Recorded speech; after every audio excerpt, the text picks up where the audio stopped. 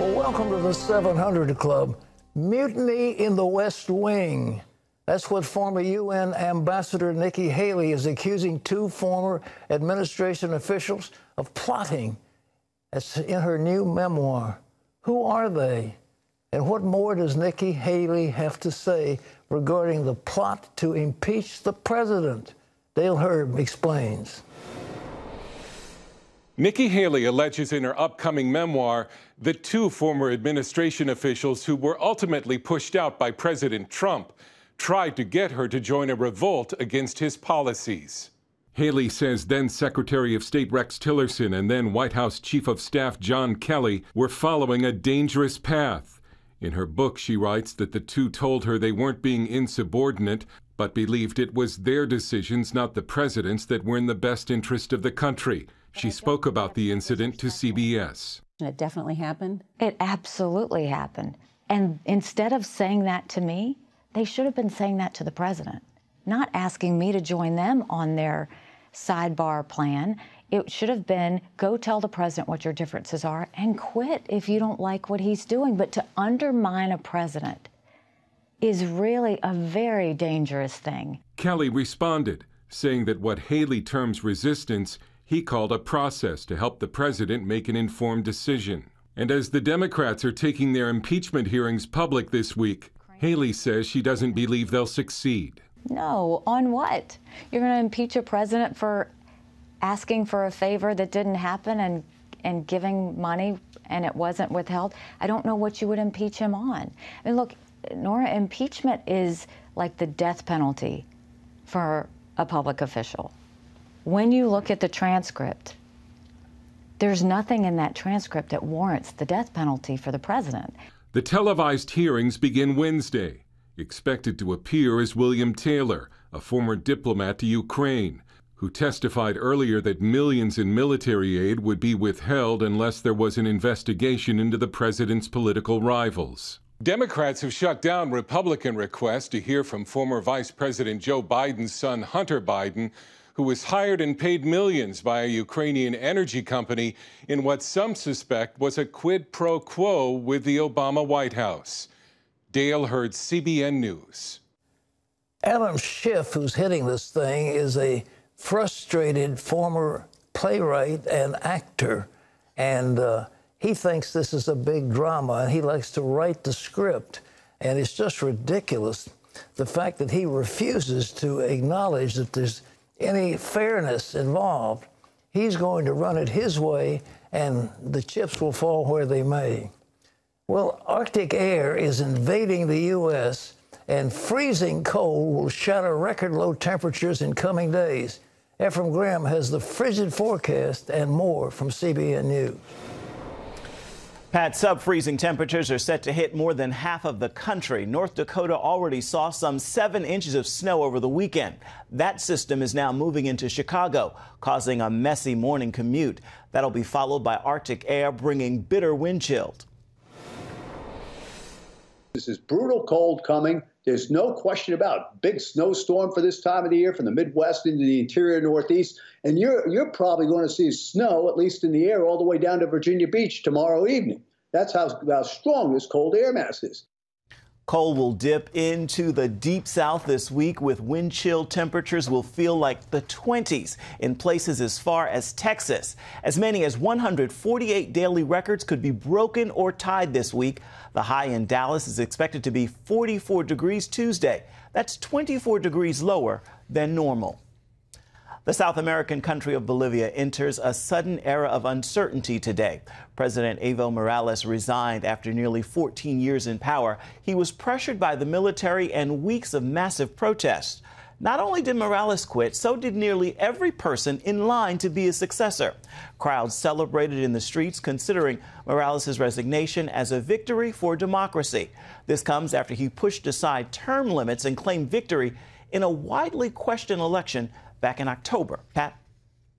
Bolivia is an interesting country. I was down there. La Paz is up in the air. It is so hard to breathe that it's just almost impossible. I remember the airplane we were flying, they have to have runways I believe it was as long as 2 miles to get enough speed to get up in the air. With jets, it may be different, but I was on a prop plane. I went down to down into the jungle, and that area down there has become a thriving area. It's down on the border, but Bolivia is way up in the mountains, and it's amazing. But Morales is one of the indigenous people, and he had quite a base, but the fact that he was forced out, to me, is an extraordinary move for democracy. I don't know if it'll spread throughout that part of Latin America, but we can certainly hope so. Ever. Pat, here in the United States, powerful Republican Congressman Peter King is leaving Congress. The representative from New York announced he won't seek another term, saying it's time to end the commute to Washington and spend more time at home. He served 28 years in the House. King's retirement is a blow to congressional Republicans. 4 senators and 17 other House members also have already decided they will not seek re-election come 2020. Pat? I think Peter King was my favorite congressman. He was incredible. I loved what he said. He didn't hold anything back, you know. He called one country, well, it's a crime family in charge of a country. I mean, he was great. He'll be sorely missed, but so will others. It's going to make it hard for the Republicans to hold the Senate and hold the House if this many of their people are going to retire. The bench, I don't know, is as strong as they'd like, and it's going to be tough. But the Republicans, under the former Attorney General, have had they've had a strategy that's being put into place, and it won in Virginia. The idea is, first of all, you knock out judges, and you put in judges who are favorable to you. Then these judges order redistricting that is favorable to the Democrats. And then once you have taken over a legislature, then the legislature is going to redraw the whole political map, and therefore there will be an opportunity for 10 years to have control of the House of Representatives. And it's a playbook that's being worked out to perfection. We saw it here in Virginia. It'll be coming up in a whole lot more states. But I am very sad to see Peter King resigning. He was a tremendous congressman and a very, very interesting guest on television. Ephraim?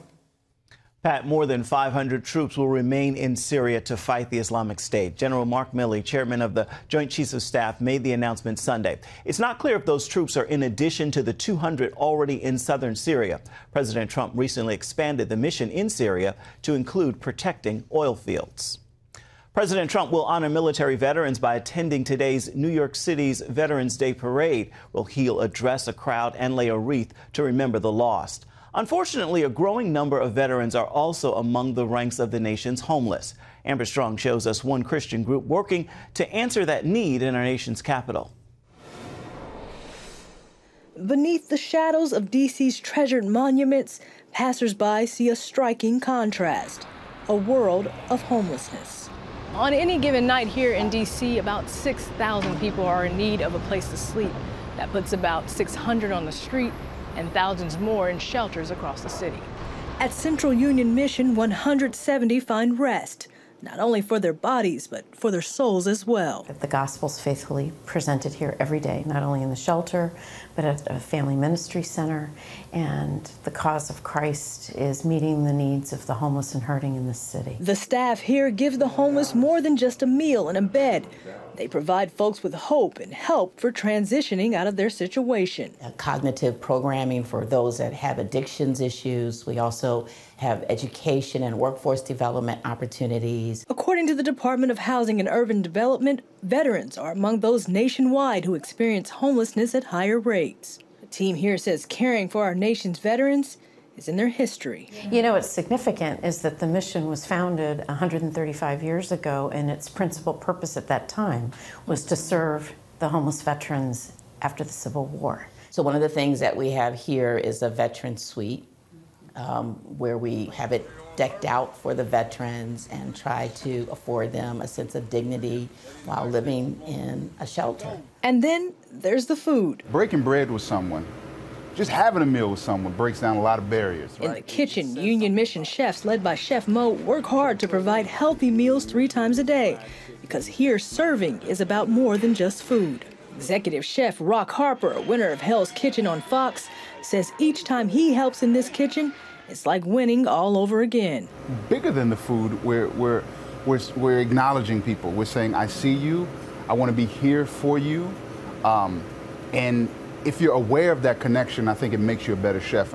And some of the country's best chefs come together each year for Heart and Soul, a mission-sponsored event raising money for 1 million meals. From the kitchen to the boardroom, the team here says they follow a central goal: do all in the name of the Lord. You can give people a bed, you can give them a shower, food, clothing, but when you give them the hope of Jesus Christ, that can turn a life around. Because they say in the end, it's the food for the soul that matters most. Amber Strong, CBN News in Washington. And of course, today we honor and thank all veterans for their service. Pat? Well, we do honor veterans. You know, there used to be something called Armistice Day, which celebrated the end of World War I. Then we had World War II, and we had Korea, and we had Vietnam, and we had all these other wars. So this is a joint day to honor all of the veterans, those who served in our armed forces. And I'm pleased to be one of them. I was in Korea, so that was a long time ago. But we've had Korea, we had Vietnam, we've had the Desert Storm and these other. But these veterans need help. We cannot allow any person who has served in our armed forces to wander around homelessly on the streets. We absolutely owe it to these veterans to do whatever we can. And this union mission, God bless them for what they do. Absolutely. But, Jerry, we cannot abandon these people who have served so bravely in our armed forces and have sacrificed so much. Well, there seems to be so much homelessness in so many cities in the United States right now. We need some solid answers and a good plan. That is a court decision which said that these the people who are mentally disturbed cannot be institutionalized. They have to be turned loose, and so there's nobody. They're out on drugs. They've got LSD and other things like this, and they've got PTSD, and they're out on the streets, and that's court decisions. That's what happens when the government gets in the wrong frame of mind. But nevertheless, we congratulate our veterans, of which I am proudly one.